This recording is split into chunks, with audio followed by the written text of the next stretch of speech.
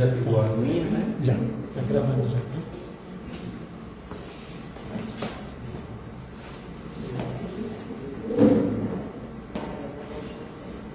Boa noite. Hoje a gente vai falar um tema que já desde o passado já se falava, sobre a ressurreição e a reencarnação. A encarnação a gente já está acostumado a falar, mas tem sempre uma coisinha a mais que fica escapando, né? E o tema reencarnação é muito amplo. Ressurreição já é um pouquinho mais restrito, um pouquinho mais, né, já é menos. Quando se fala de ressurreição lá no passado, muito lá no passado, eles acreditavam que o espírito, depois que desencarna, ele volta para o mesmo corpo, eles acreditavam nisso. Mas a gente sabe que quando esses laços fluídicos que prendem o espírito ao corpo, esses laços eles são desfeitos, não tem como voltar atrás, acabou.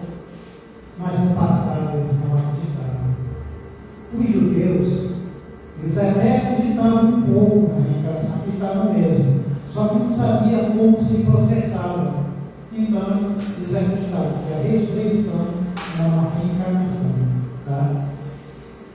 Os egípcios antigos, aqueles bem antigos, eles colocaram um processo, elaboraram um processo de mumificação para preservar aquele corpo, para que futuramente o espírito pudesse se utilizar dele numa nova encarnação.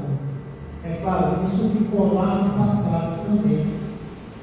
Todo mundo progride, o estudo também vai progredir junto. E com o tempo eles foram acreditando que isso também era impossível. Tá? Mas é a crença que eles acreditavam. Como toda crença, a gente tem que respeitar. As pessoas acreditam naquilo, até que se mude de ideia, é bom que a gente respeite o limite do próximo. A gente não gosta que o nosso seja respeitado, então vou respeitar também a crença do próximo e no que eles acreditam, até despertar um pouco e entender que aquilo não faz mais sentido, mas na época fazia, tá? Aí vocês perguntam assim: se não tem ressurreição, como fica o caso de Lázaro, por exemplo? Para falar sobre isso, a gente tem que ir em duas obras: no Livro dos Espíritos e na Gênese. Tá? No Livro dos Espíritos, Allan Kardec, muito inteligente, ele colocou um capítulo inteiro chamado Emancipação da Alma. E nesse capítulo chamado Emancipação da Alma, tem um item chamado Letargia, Catalepsia, Mortes Aparentes. Mas para entrar no Livro dos Espíritos, vou pegar primeiro um pedaço da Gênese. Por que eu vou pegar um pedaço da Gênese? Porque envolve Jesus. E vocês vão entender. Na Gênesis tem um capítulo chamado Faz Deus Milagre. Vocês acham que Deus precisaria fazer isso? Milagre para provar alguma coisa para alguém? Não, Deus não precisa. Se ele fosse fazer milagre, ele ia estar privilegiando uns e outros não. Como todos somos seus filhos, ele ia amar todos, ele não ia privilegiar. Deus não precisa provar o poder dele para ninguém. Ele deu tudo.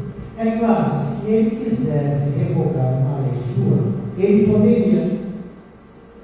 Mas aí seria um Deus confuso, que não sabe o que quer. Vocês vão entender agora. Na letargia, o que acontece? Há uma paralisação vital do corpo. A catalepsia é mais localizada. Isso vai dar influência de um magnetizador. mediúnico a catalepsia. É um transe mediúnico. Porque se você depende de ação de uma pessoa, tá? Ele está fazendo o que com aquela pessoa? Está fazendo com que a pessoa tenha um transe. E nesse transe, ela fica como que dormindo. Ela entende o que está passando do seu lado, viu? Ela escuta. A catalepsia, ela está escutando. Tá? Mas precisa ser um magnetizador muito bom para poder fazer isso. Porque não é só colocar a pessoa em transe, tem que saber como fazer a pessoa voltar também. É por isso que tem que ter assim, uma experiência muito grande na catalepsia. Já na letargia é diferente. Ela não é localizada, ela é completa. É natural. Tá?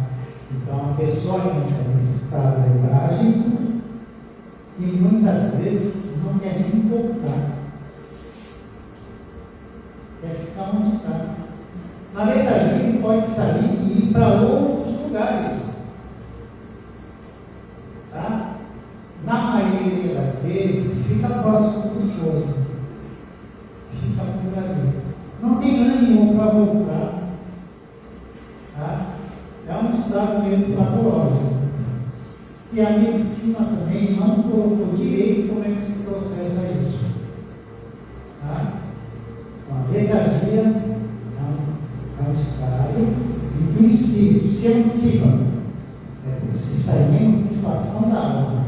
A alma se emancipa. Fica próximo do corpo, na maioria das vezes.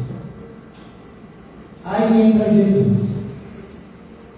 Jesus, quando recebeu a notícia que Lázaro tinha morrido, ele vai até ver o que aconteceu. Só que a gente não vai comparar Jesus com um cidadão normal igual a gente, dotado de um magnetismo muito bom, né? Perfeito. Quando ele chegou lá no sepulcro, ele entendeu o que tinha acontecido. O que ele falou para Lázaro? Ele não pediu, ele mandou Lázaro voltar. Não foi? Lázaro voltou. Mas se Jesus tivesse demorado um pouco mais, vocês acham que Lázaro ia voltar? De jeito nenhum.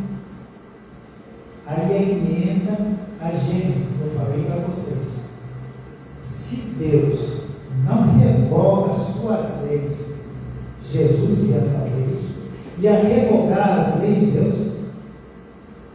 Por mais perfeito que seja Jesus, ele não ia fazer isso. Porque ele veio fazer o que, mas não veio. Não veio ensinar a gente as leis de Deus. A amar, a respeitar, a ter empatia. Então ele não podia ir contra as leis de Deus, não. Ele tem que ir a favor. Mas e os milagres? Nicodemos, quando se encontrou com Jesus, ele queria saber sobre os milagres de Jesus. Não foi? E Jesus falou para Nicodemos: ninguém chega ao reino de Deus se não nascer de novo. Aquilo deu uma confusão em Nicodemos. E olha, Nicodemos era uma pessoa muito estudada, era um dos príncipes dos judeus, tinha todo o conhecimento das escrituras judaicas, tá? Ele tem parafuso. Aí é que está a questão. Jesus, já naquela época, já estava falando sobre reencarnação. Porque o que ele falou? Elias esteve aqui, mas ninguém reconheceu. Por quê? Porque ele estava no corpo de João Batista. Reencarnação. Então tem umas coisas que com o tempo as pessoas vão assimilando e vão entendendo melhor como se processa.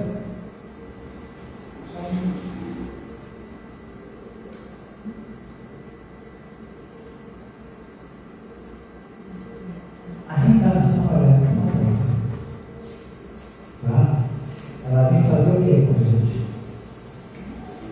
Ela vem nos ensinar a reparar erros do passado, a se conciliar. Mas se a gente só erro do passado vai ficar até uma coisa meio chata, né? Porque existe muita gente boa que na atual reencarnação também fez muita coisa boa também. Porque se a gente colocar só as coisas negativas, poxa, fica muito chato viver aqui. Existe muita coisa boa. Tá? Eu dei exemplo aqui de um mendigo no livro Céu e Inferno, que estava no capítulo Expiações Terrestres, que ele chegou e fez tudo o que podia pelos outros. Andava na rua pedindo dinheiro para ajudar os órfãos, as viúvas, os doentes, não ficava com nada. Tudo que ele ganhava lá era em benefício do próximo. Se ele, que não tinha condições e fazia muito, tem gente que tem condições. Olha, a pessoa que mais entendeu caridade, no meu ponto de vista, foi Paulo. Paulo de Tarso. Ele colocou a caridade acima da fé e da esperança. Acima desses dois, da fé e da esperança. Por quê? Porque a caridade ela está ao alcance de todos. Todo mundo pode praticar a caridade. A caridade ela não é só financeira. Tem muita gente que precisa de uma palavra amiga, de um segundo só de conversa, porque às vezes 1 minuto de conversa ela pode salvar até a vida de uma pessoa, se vocês querem saber. A pessoa está desesperada, querendo muito falar com alguém, e as pessoas nunca têm tempo para parar e escutar um pouco o que as outras pessoas têm para falar. Isso faz muita diferença na vida de alguém.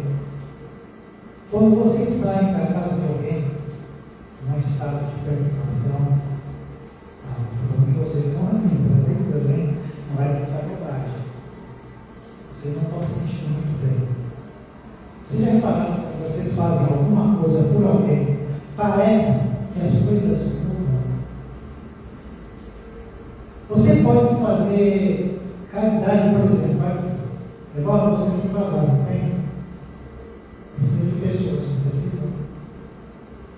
Essa movimentação faz com que você esqueça algumas coisas que você coloca na sua cabeça ao longo do tempo. Na questão 459 do livro dos Espíritos, eles falam: os Espíritos influenciam nossas vidas e nossos pensamentos mais do que poderia imaginar. Muito mais. Mas isso só acontece por quê? Porque eu tenho entrado. Se eu não tenho entrado e se eu não me ocupar de coisas que vão me fazer bem, isso vai acabar virando uma rotina. E uma obsessão começa a pouco. É aos pouquinhos, viu? Aos pouquinhos. E a reencarnação é para quê? Não é para você se reeducar, para você rever conceitos que você tinha antigamente, que já não cabem mais. Tem uma hora que a gente tem que despertar. A gente não pode ficar dormindo para sempre. Então a gente sai desse estágio que a gente está. Eu vou falar uma coisa: muitas vezes a gente não precisa nem estar em estado letárgico. A gente faz isso no dia a dia. Quando percebe que não, a gente deixa de ser conduzido por outros pensamentos. E durante o dia, a gente tem mais pensamento do outro do que nós. Tamanha a simpatia que houve entre esses espíritos encarnados e desencarnados.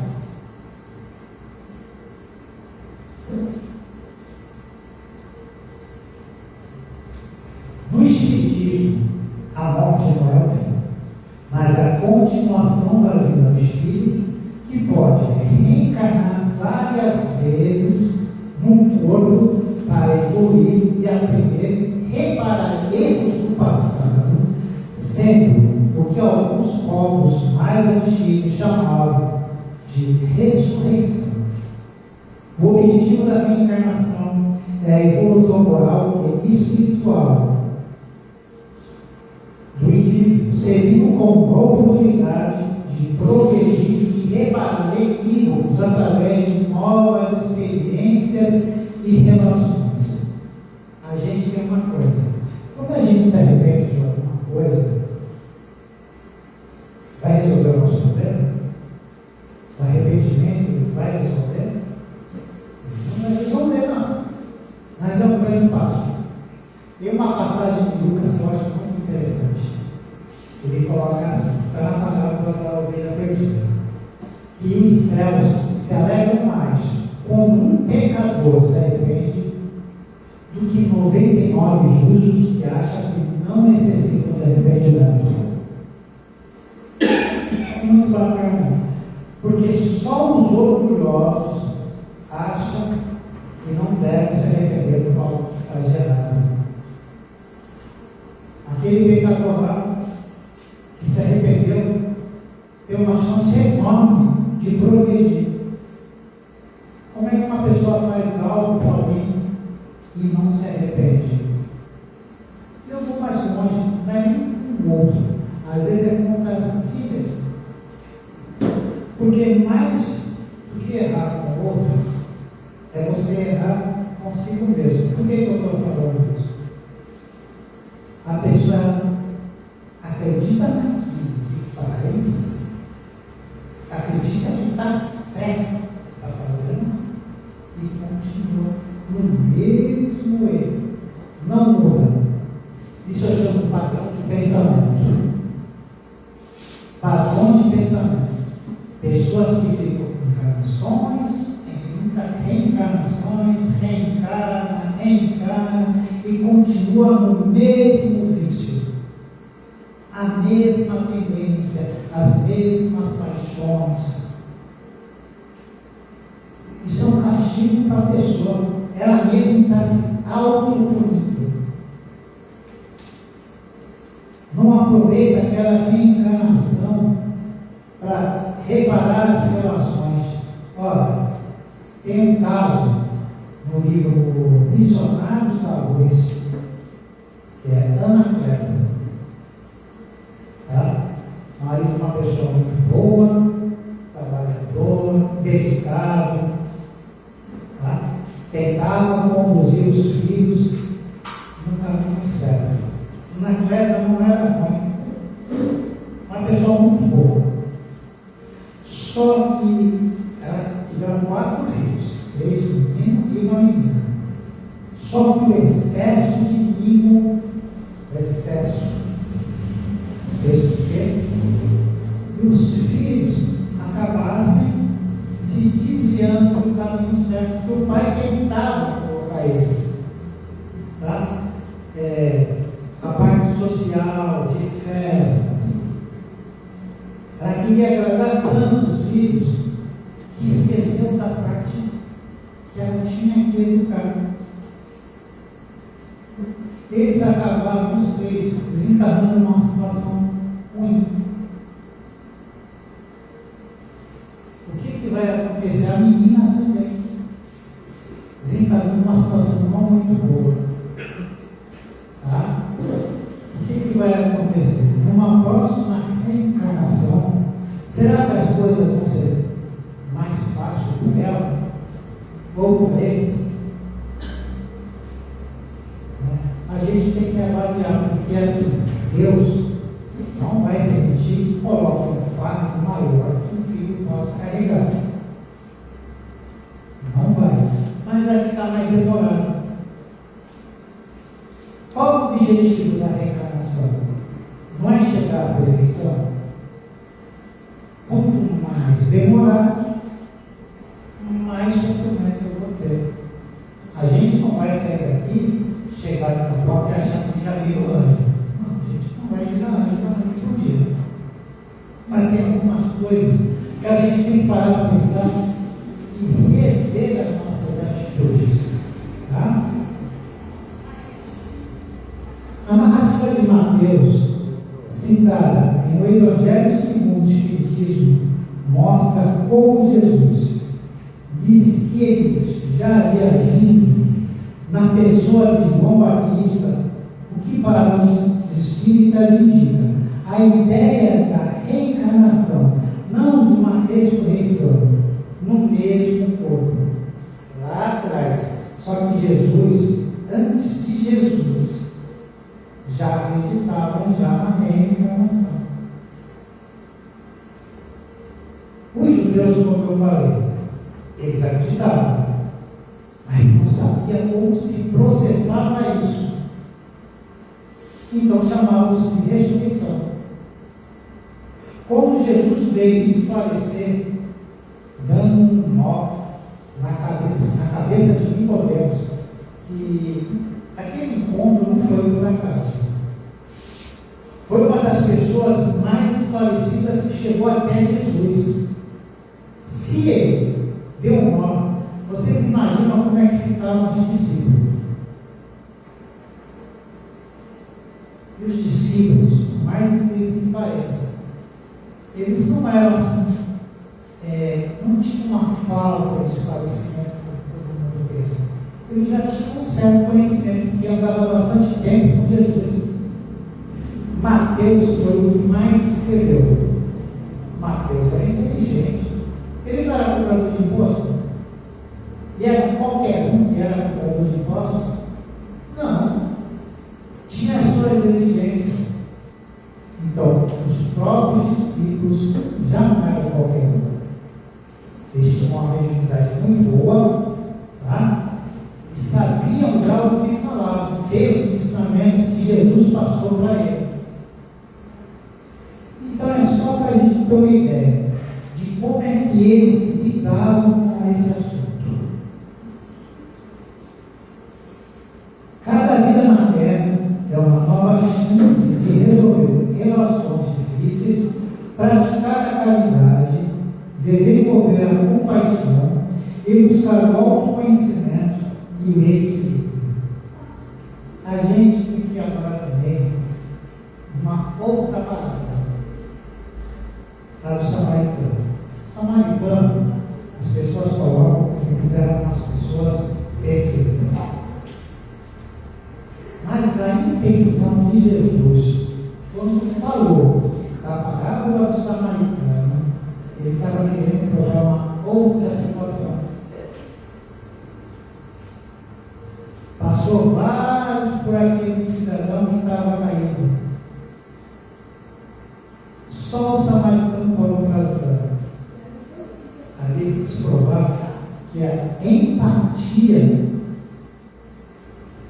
que o samaritano teve por aquele cidadão que estava caído era diferente. Ele tinha empatia, tinha amor próximo.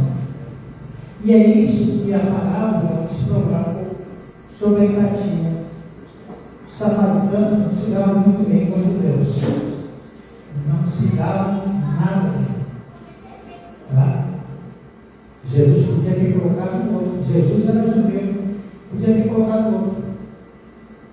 Mas se ele veio para me ensinar a amar, como é que ele poderia colocar uma outra pessoa se não fosse o próprio samaritano? Que os judeus não se davam. Então ficou o samaritano, tá?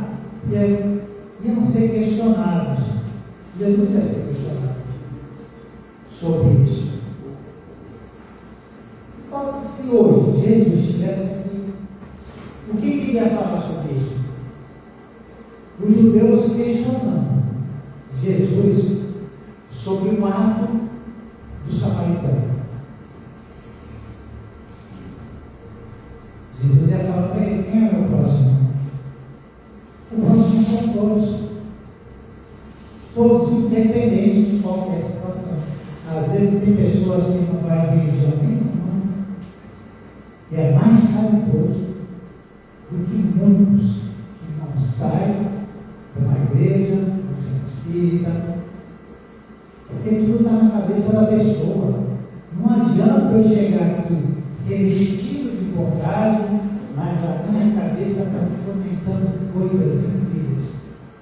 Eu não posso aparentar, eu tenho que ser.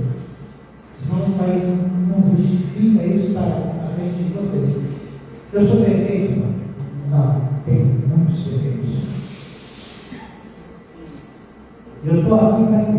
Para ter melhorar um pouco. Eu estou fazendo um esforço enorme para melhorar. E eu tenho certeza que todos aqui estão na mesma situação.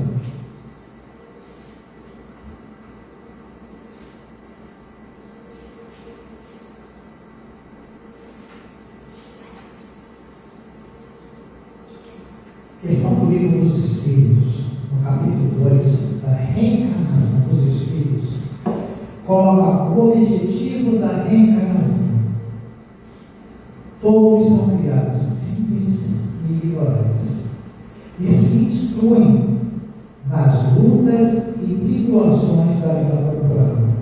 Deus, que é justo, não podia fazer feliz a uns sem fadigas e trabalhos, consequentemente sem mérito, porque não faria sentido nenhum a gente estar aqui e esperar que Jesus viesse carregar para nós algo que nos pertence. Por quê? Que o fardo com Jesus é mais leve e o jugo é suave. Eu tenho um problemaço muito grande, mas eu causei esse problema. Aí Jesus entra ali pela mão. Olha, Jesus vai carregar para mim. O que vocês acham que vai acontecer no dia seguinte? O Daniel vai arrumar um fardo mais pesado ainda. Sabe por quê?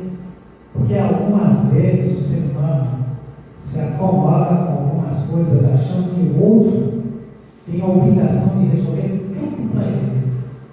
E não é bem assim. O fardo de Jesus é se leve, porque quando eu começo a colocar na minha vida os ensinamentos dele, as coisas vão se tornando um pouco mais fáceis. O jugo fica mais suave, as coisas começam a fluir mais. Eu não posso colocar no ombro do outro algo que eu mesmo fiz.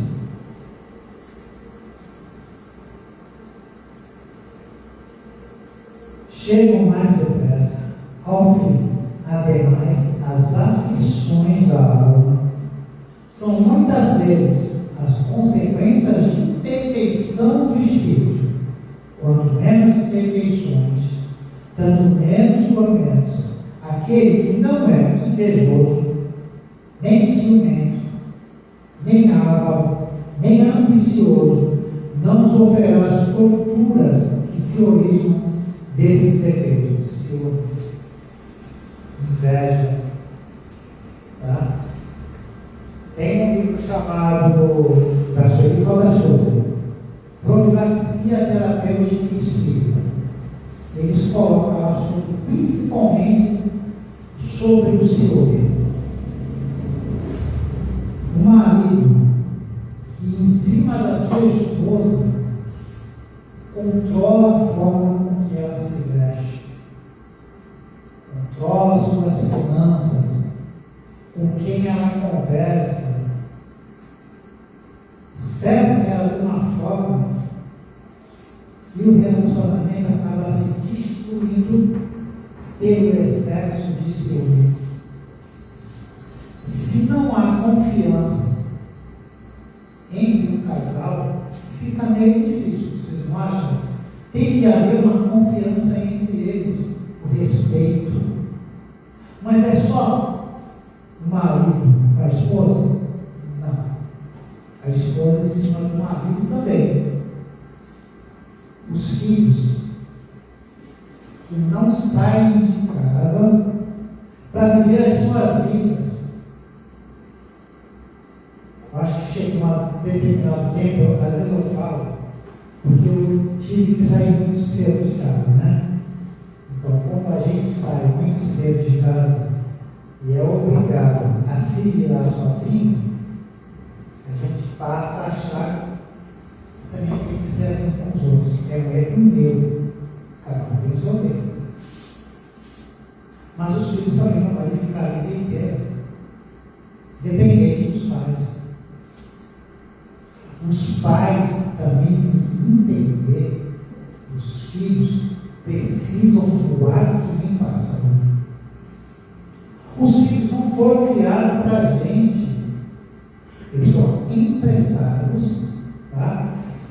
gente pudesse fazer algo por eles.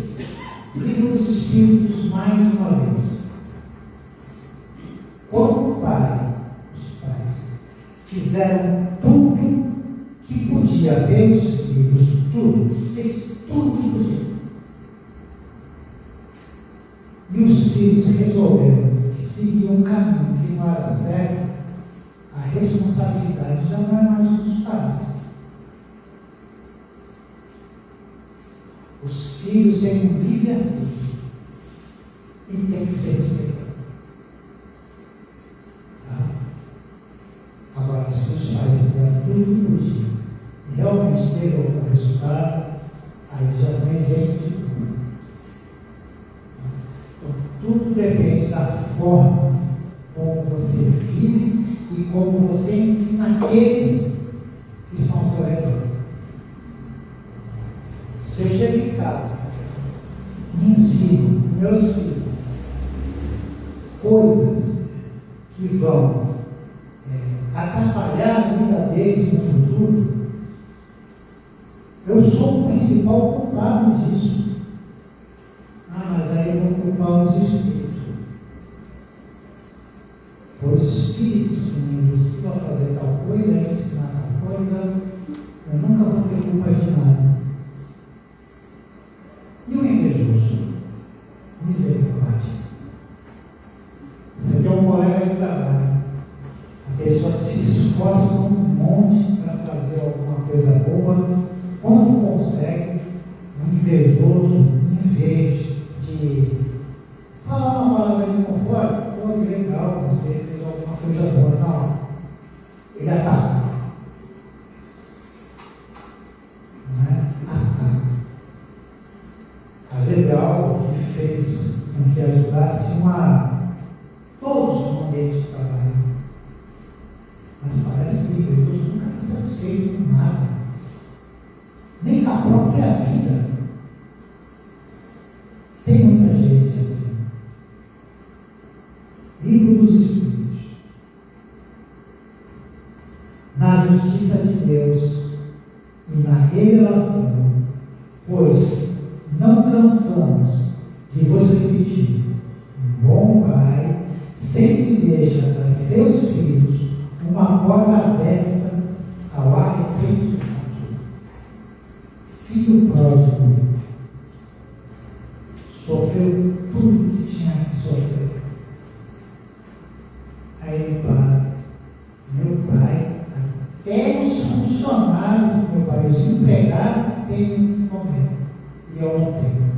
Mas ele chegou a essa conclusão por quê? Depois de ele pegar a herança, depois de ele gastar lá fora, deu uma fome. Ele teve que apacentar porcos, na época muito difícil. Comeu o que era mais ruim, não sustentável. Aí vem a parte mais bonita, que ele resolve ter com o pai uma conversa. Na parábola, aquele pai representa quem? Deus. E deu a oportunidade que o filho tanto precisava. Se arrependeu de coração. Quer ver outro exemplo que eu acho muito bonito? Que é quando André Luiz, lá no início do filme, que ele pede ajuda de coração e ele é amparado, tiram ele de lá onde ele estava e levaram ele para o nosso lado. O sentimento. Educar seus pensamentos e seus sentimentos. Qual é o primeiro mandamento? Amar o próximo como a si mesmo. O segundo, para se educar, se instruir. Então, quando você ama e se instrui, você educa seus pensamentos. Porque amando e instruindo, você é capaz de educar seus pensamentos e seus sentimentos. E se não for assim, nada vai dar certo. A razão nos diz que seria injusto privar irrevogavelmente da felicidade eterna todos aqueles cuja o aperfeiçoamento não depende de si mesmo, todos os homens não são filhos de Deus? Somente entre os homens egoístas encontra-se a iniquidade, o ódio implacável e os castigos sem perdão. Nossa, se eu um dia acreditar em conseguir provar que Deus não perdoa e que cria algo para um filho seu ficar eternamente, se me provar isso, eu saio até dos pedidos.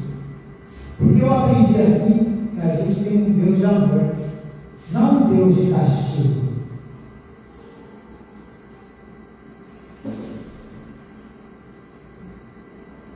Um Deus de castigo que é um inferno, tá? Um purgatório, se bem purgatório, é até meio relativo. Porque se a gente andar na rua, a gente vai encontrar pessoas de diferentes situações.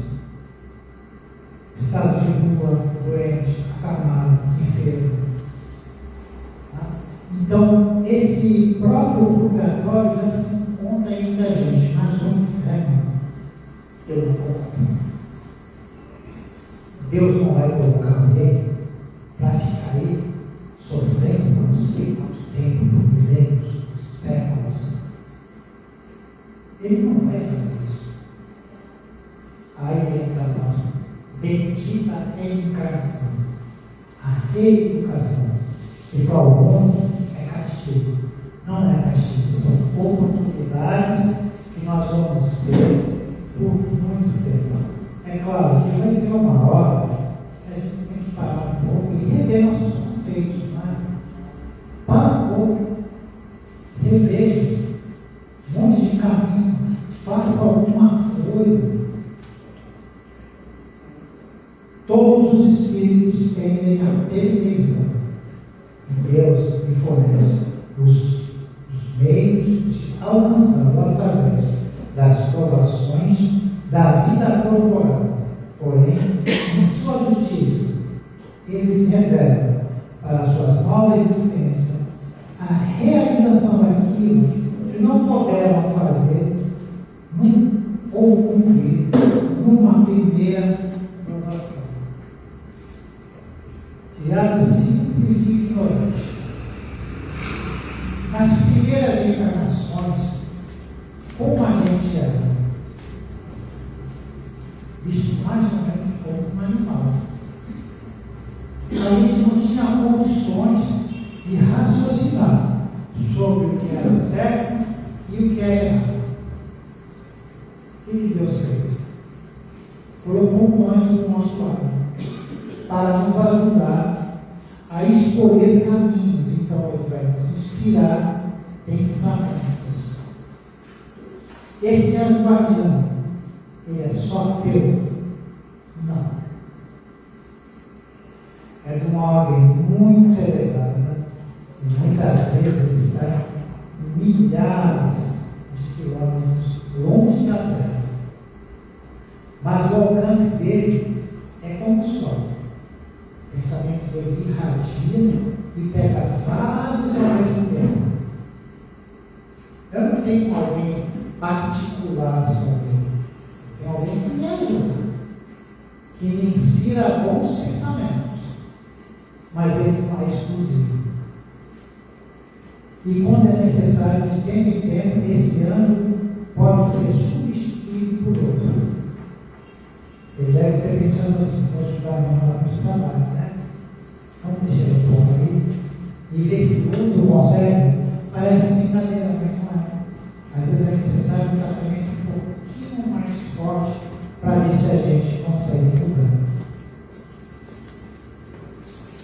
Não estava de acordo com a equidade e com a vontade de Deus castigar para sempre. Então vocês podem ficar tranquilos. Se não deu nessa, na próxima vai dar. Acredite em você mesmo. Porque a melhor pessoa para acreditar em você é você. Ninguém pode te amar mais do que você.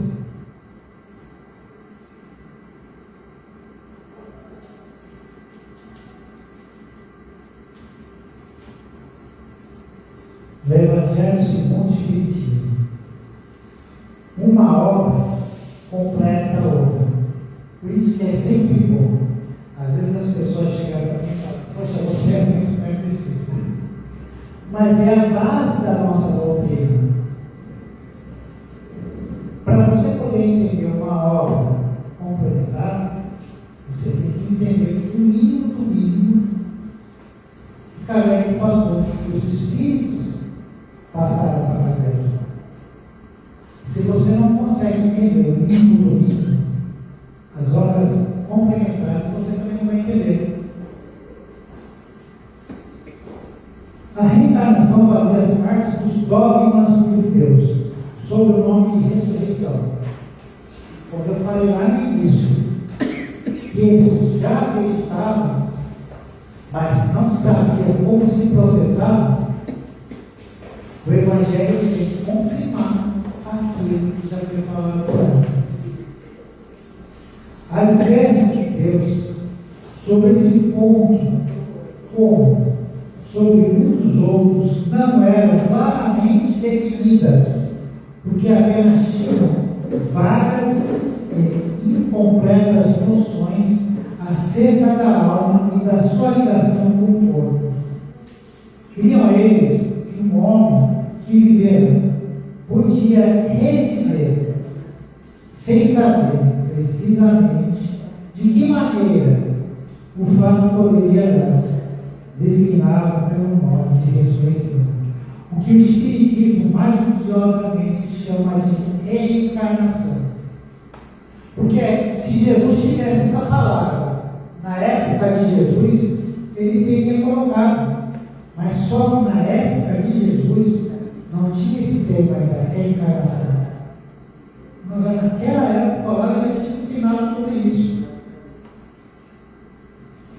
A reencarnação é a volta da alma do espírito à vida corporal, mas em outro corpo, especialmente formado para ele e que nada tem de comum com o corpo antigo. Uma obra complementar. Não, complementar, vamos de expiações terrestres. E o céu e o inferno. Marcelo, o menino de número 4, encarnou em uma situação muito difícil. O corpo dele era disforme, tanto que as pernas roçavam no pescoço. Ele era muito inteligente, muito. Os médicos tomaram por ele um carinho muito grande, devido à sua inteligência. É uma inteligência precoce, que para a idade dele é aproximadamente 7 anos. Os parentes não iam visitar ele. Estava logrado. Foi praticamente adotado pelos médicos. Quando desencarnou, ele falou sobre o que ele fez ou o que ele deixou de fazer. Mas, em vez da gente julgar o que ele fez, a gente pode pensar o que ele fez na atual reencarnação, suportando a doença, tudo que ele tinha que passar, da melhor forma possível. Tanto que algumas vezes ele pedia para os médicos ministrar mais remédio, não era nem pela dor, é para não incomodar aqueles que estavam do lado dele. Se vocês puderem, vocês vão ver o céu e o inferno em expiações terrestres, que vocês vão ver muita coisa e vão tirar muita coisa boa para vocês. Porque antes da gente se queixar de alguma coisa, nós temos que pensar no que eu posso fazer hoje por mim.